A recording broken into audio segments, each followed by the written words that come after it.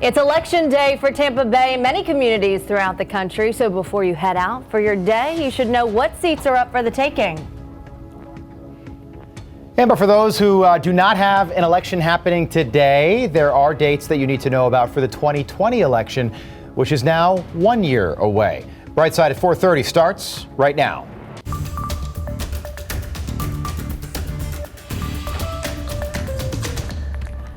Well, good morning and thanks for waking up with us on this Tuesday morning here on Brightside. I'm Rob Finnerty. I'm Caitlin Lockerbie. We'll get you in the know in just a minute. First, though, checking in with Grant on those warmer temperatures. We really did enjoy the weekend, but it did not last long. Yeah, it's quick. But at least it lasted longer than the last time we had it cool down, which was 1 day. Right. So we got 3 days this time, three out of it. Right, and it already feels muggy this morning. We chat about the front door, guys. Temperatures starting off in the mid-70s in most spots. 72 degrees in Lakeland, one of the cooler locations around the area, but the humidity is certainly there this morning. You'll feel that mugginess as you get your Tuesday started. 75 in Tampa, 76 right now in St. Pete. Satellite and radar does have some green on it, so we have rain around us, but just not over us right now. In fact, not much in the way of cloud cover either. However, I do expect the cloud cover to increase as we go throughout the day, and by lunchtime, we'll have to start looking out for a couple of scattered showers to begin to develop as well. Not the best of days, but the 7-day forecast is not bad either. We'll show you that in just a little while. For the time being, at the bus stop this morning, we'll see partly sunny skies. Sunrise is at 6:44. A bit muggy for you this morning. Mostly cloudy skies with a chance for some isolated showers through lunchtime and recess at school. For the ride home, a 40% chance for some scattered showers and storms. High temps today will be in the mid-80s. All right, Grant, thank you. We want to make the most of the time you have with us this morning, even if it's just for a few minutes. So let's get you in the know, and let's do that right now. It's election day for some communities right here in the Bay Area. Yeah, one of the most notable dates is the election to fill 4 city council seats in St. Petersburg. That's half the city council. Polk County voters will decide on several commission and city council races in cities like Fort Meade, Auburndale, Winter Haven, and Lakeland. In Lakeland, voters will also decide on everything from term limits to selling Lakeland Electric. You can see everything that will be on the ballot today before you head out to the polls. You can find that on our free 10 News app. You can also see all the election results on our website, WTSP.com. Meantime, in South Florida, the current Broward County Sheriff has launched his campaign for the 2020 election. Sheriff Gregory Toney took office after former Sheriff Scott Israel was suspended by the governor because of the Parkland school shooting. Israel announced late last month that he plans to run again to get his job back and will face Toney in the Democratic primary along with 5 others. The House committees leading the impeachment inquiry are starting to move into the public phase of the investigation. The first transcripts were released from the closed-door depositions, with more expected to be released today. Now, those transcripts are from Ambassador to the European Union, Gordon Sondland, as well as former Special Envoy to Ukraine, Kurt Volker. Text messages given to Congress show Volker, Sondland, and Rudy Giuliani coached Ukrainian officials on how they could secure a White House visit by publicly promising investigations. An associate of Giuliani, Lev Parnas, now says he's willing to cooperate with Congress in the impeachment inquiry. Parnas and another man have been indicted on charges stemming from campaign donations. Well, the United States has officially told the United Nations that it will withdraw from the landmark Paris Climate Agreement, arguing it poses an unfair economic burden. The move starts the countdown clock on a 1-year-long process. Secretary of State Mike Pompeo said the U.S. will instead offer a, quote, realistic and pragmatic model in international climate discussions. More than 1,000 Google employees have signed an online petition demanding the company come up with a climate plan that commits to zero emissions by 2030. The petition also calls on Google to decline contracts that support the fossil fuel industry and avoid collaborating with organizations that oppress refugees. More than 450 inmates in Oklahoma are getting a second chance on the outside. Their sentences for low-level drug and property crimes were commuted. And that's after a new law that retroactively reduced their sentences for crimes now designated as misdemeanors. Last week, the state's parole board commuted the sentences, and Governor Kevin Stitt approved them. 10 years. Wow. For marijuana possession? Yes. How much? It was probably $5 worth. Now, the governor has made reducing Oklahoma's highest in the nation incarceration rate one of his top priorities, and says he anticipates by the end of the year there will be 2,000 empty prison beds. The governor's wife organized 28 job fairs within the prisons before Monday to help the newly released men and women transition to their lives on the outside. Wow, makes it so much easier. Yeah. Now to a story that may have popped up on your timeline. Yeah, it was meant to be a birthday celebration with a youth basketball team, and it turned into a racial incident at a Buffalo Wild Wings in Illinois. There was a customer that was there that was a regular, and that he was racist and that he did not want to sit by black people. The restaurant host asked the group what their ethnicity was and then asked the group to move. Instead of moving, the adults, of course, decided to leave. I said, you know what, we're not getting kicked out. We're choosing to spend our money elsewhere because we're not appreciated here. Buffalo Wild Wings said a service manager and a shift manager were fired as a result of the incident.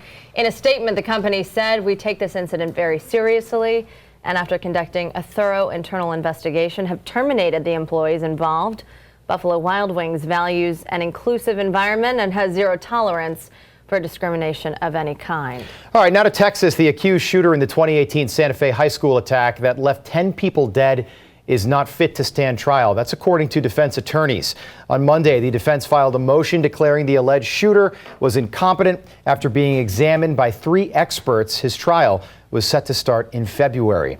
And this morning, a Lakeland family is suing an indoor trampoline park after their 10-year-old son fell from a 20-foot ride, zip line ride. The fall was captured on surveillance video. We do want to warn you, this video is tough to watch. We also want to let you know that the little boy that did fall right here is doing just fine. He's already back in school.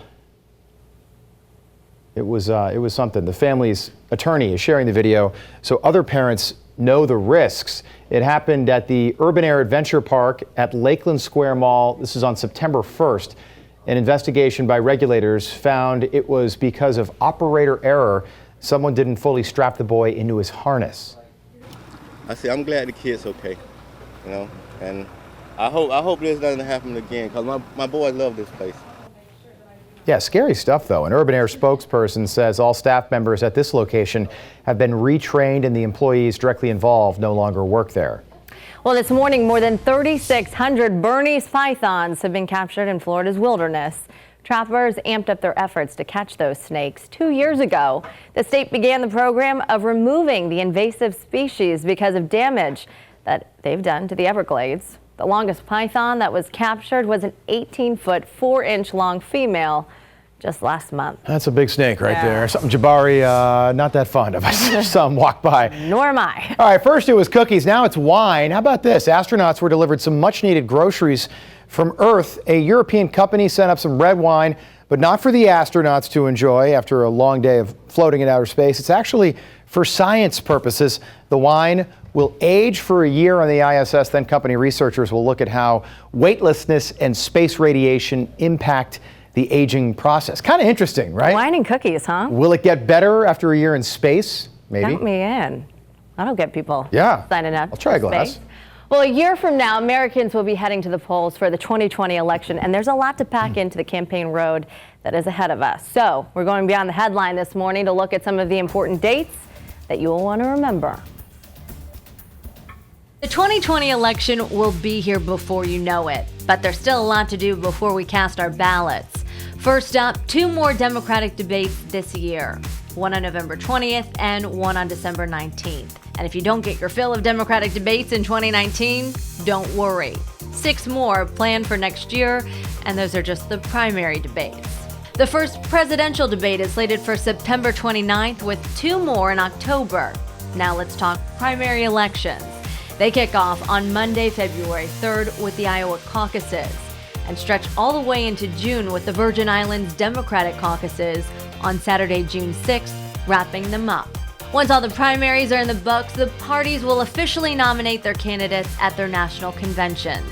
The Democrats will hold theirs July 13th through 16th in Milwaukee, and the Republican National Convention is scheduled for August 24th through the 27th in Charlotte.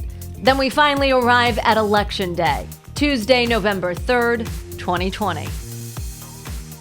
And Floridians, make sure that you mark your calendar for Tuesday, March 17th as well. That's the day of the Florida primary election. All right, Iowa farmers are on the front lines of U.S. policy battles, how that could impact their vote heading into the 2020 election.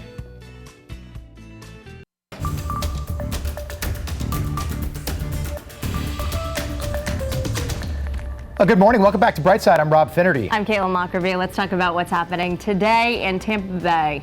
AAA is having its grand opening for its first Car Care Plus facility in Florida.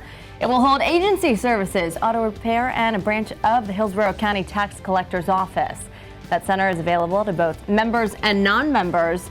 The opening will be at 12:30 at the center on North West Shore Boulevard in Tampa. All right, today USF Florida is hosting a health insurance marketplace fair. Students in the surrounding community that have questions about coverage are welcome to attend the event. It's free and open to the public. It'll run from 10 o'clock until 3 this afternoon at the USF Marshall Student Center in Tampa. And speaking of USF, the university is hosting a NASA and International Space Station traveling exhibit today and tomorrow.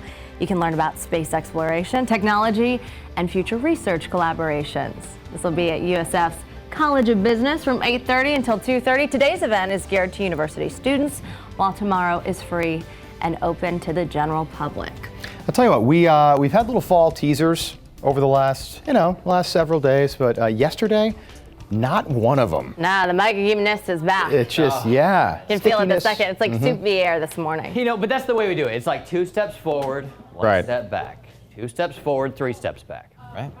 Yeah. Eventually, we'll get into that nice time of year where you don't have to worry about the warmth and the humidity coming back. That is not that time of year quite yet. The humidity is out there, and we're going to get back into that chance for some showers and storms later this afternoon. For the time being, we're waking up with temperatures at 75 degrees. Dew points are back in the 70s, so that means, yeah, the mugginess is there. Relative humidity at 87%.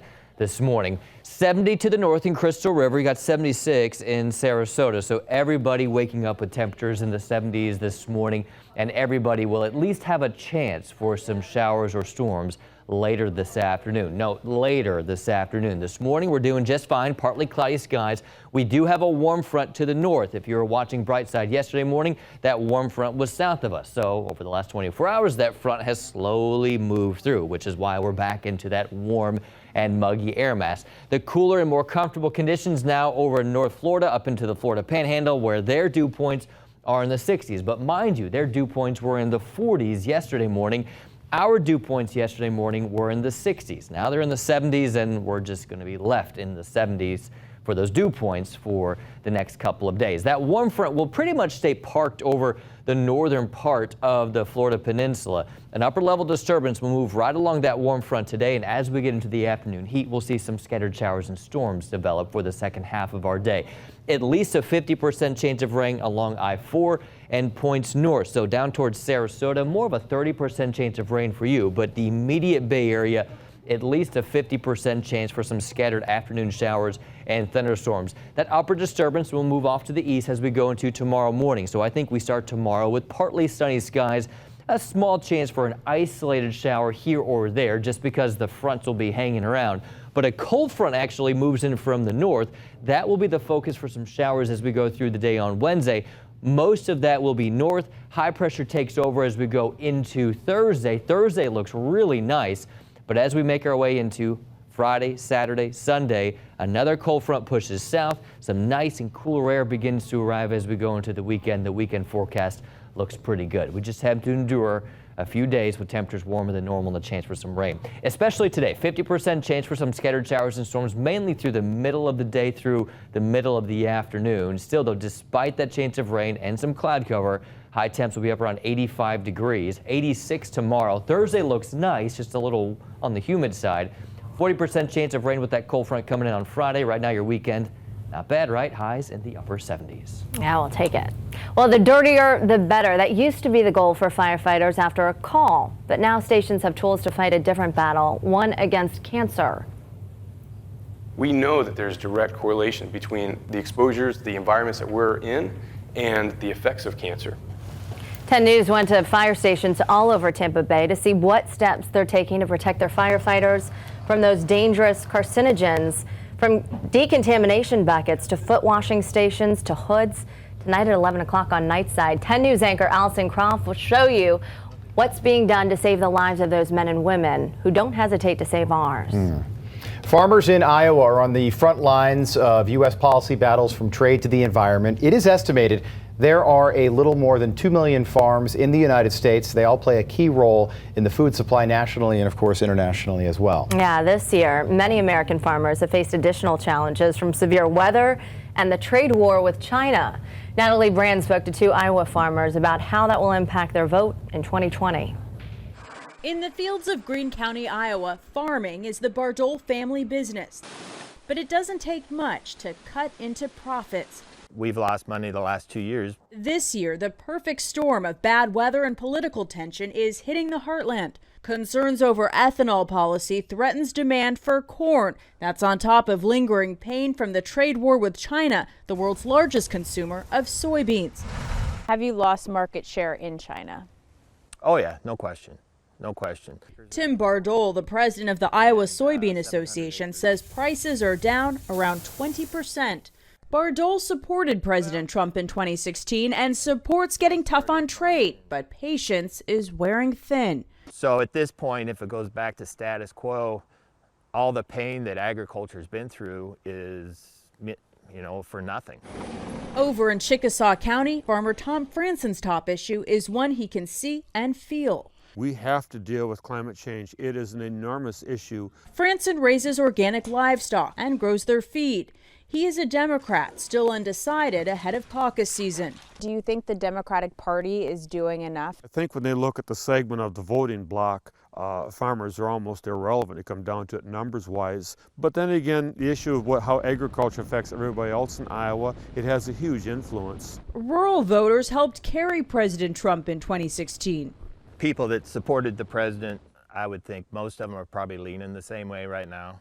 While not all Iowa farmers are on the same side of the political fence, they have a similar message for the candidates. The best thing they can do is get their boots out in the country and visit with people and see where people are coming from. It's a way of life far removed from Washington, but heavily impacted by the decisions made there. Natalie Brand, CBS News, Iowa. The Iowa Farmers Union is hosting a presidential forum during its annual state convention in December. They are inviting every candidate. Well, hold on to your peach. 2 social media platforms are warning uses about some emojis. All right, you've probably seen these emojis before. A big X through them. Just now, these though. 2, yeah. If you use the peach or eggplant emojis a lot, you may want to find some replacements for those. Facebook and Instagram have updated their community standards, which now states if you use these 2 emojis in a sexual manner, right, well, you could get banned. In a sexual manner. That's the key. If you're just talking about vegetables, talking about produce, no big deal. You're fine. In an interview with the New York Post, company leaders say if the emoji is accompanied with a direct or indirect ask for nude photographs, it'll get you banned. X. Yes. That's a no. A banning. The new standards were actually updated in July. They went into effect in September. So consider this as a warning for you. Oh man. When am I ever going to use an eggplant to tell you a story? Anyway, all right, beautiful people, here's your entertainment news. Brightside is all over it. Here's the buzz. Good morning. Fantastic news, Harry Potter fanatics.